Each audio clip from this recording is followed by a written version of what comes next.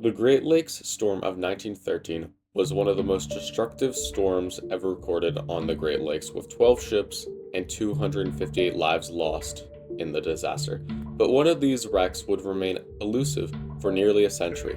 This ship, the Henry B. Smith, is one of the greatest mysteries from the 1913 storm. And in today's episode, I, Maritime Raj, will be talking about the Henry B. Smith mystery. The Henry B. Smith would be built in Lorain, Ohio by the American Shipbuilding Company in 1906. The Henry B. Smith would have a length of 545 feet, a width of 55 feet, and a depth of 31 feet. The Smith would be launched on the 2nd of May to a sizable crowd as Mrs. Henry B. Smith christened the 6,631-ton vessel that was named after her husband, who was the vice president of the Smith Steamboat Company in Michigan. The first parts of the Smith's career, in 1912, the Smith's captain would be changed to one Captain James Owen. James Owen was born in 1853 in Brookville, Ontario, and was hailed as one of the most dependable and able captains on the lake. James Owen would end up having a very unlucky season in 1913. On the 7th of November, 1913, the Great Lakes were unusually warm, with most areas being in the high 50s Fahrenheit or 12.2 to 14.4 Celsius. Many of the captains thought that since the weather was so good, they could get one or two more runs in before winter layup. But unknown to most, two weather systems were converging, with cold, dry air coming from Canada colliding with warm, moisture-rich air coming from the Gulf of Mexico. Later in the day, temperatures would suddenly drop into the single digits. The Henry B. Smith would arrive at Pure Marquette on the 6th of November, where the Smith would start to take on iron ore. Over the next 2 days, a southwest gale would appear, dropping the temperature to 24 degrees Fahrenheit. This temperature drop would cause the iron ore to freeze in the hopper cars, with workers having to bash the iron ore with pulls to get it free. This was the last thing Captain James Owen needed, as he had been plagued all season by misfortune, causing the Smith to constantly be late. The owners of the Smith had given Captain Owen an ultimatum: deliver this cargo on time, or Captain Owen would have to find a new ship to command.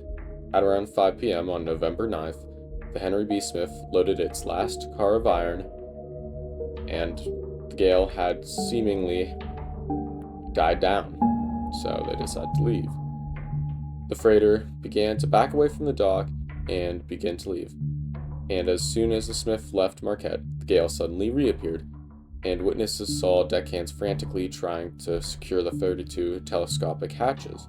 Each one of these hatches needed to be secured with clamps, batten bars, wooden wedges, and canvas, all of which could take hours of work, and the crew of the Henry B. Smith simply did not have hours. After about 20 minutes, the full force of the gale was felt by the Smith, drenching those deckhands who were still frantically trying to secure the hatch covers.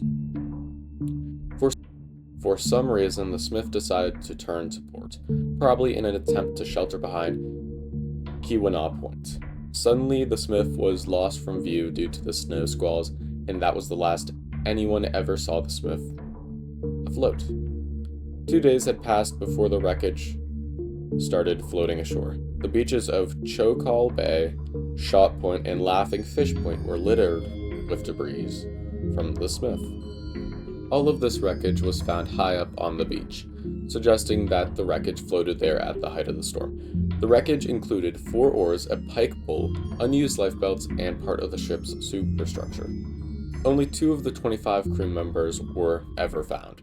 The second cook, H.R. Haskin, who was floating roughly 50 miles west of Whitefish Point, and the other body found was third engineer John Gallagher, whose skeleton was found on Harzan Island in 1914. And this is where the story of the Henry B. Smith ended, and for nearly a century, that was all we knew about the Smith. The wreckage of the Henry B. Smith was found on the 24th of May, 2013, by Jerry Ellison, Cragg, Smith, and Ken Merriman. The Henry B. Smith lays 30 miles north of Marquette under 500 feet of water. The Smith is in a V shape with the broken ends buried in its cargo of iron ore, and the front of the bow and end of the stern are raised. The wreck personally reminds me of the wreck of the Carl D. Bradley, so something similar may have happened there. Now, what exactly caused the Smith to sink is unknown. It could be a combination of structural failure and the hatches not being battened down. It could be something else entirely. It is clear that Captain James Owen was under pressure from the company, and that this pressure caused him to go out of the safety of Marquette and try to make a successful voyage. James Owens was not a heavy weather captain, and in today's industry that would be praised. But in this era, being a captain who didn't make money was not praised. A captain who didn't go out into storms to deliver cargo didn't make money. And it wouldn't be until the loss of the Edmund Fitzgerald in 1975 that these practices would change 62 years later. This was Maritime Mirage, and until next time, have a good one.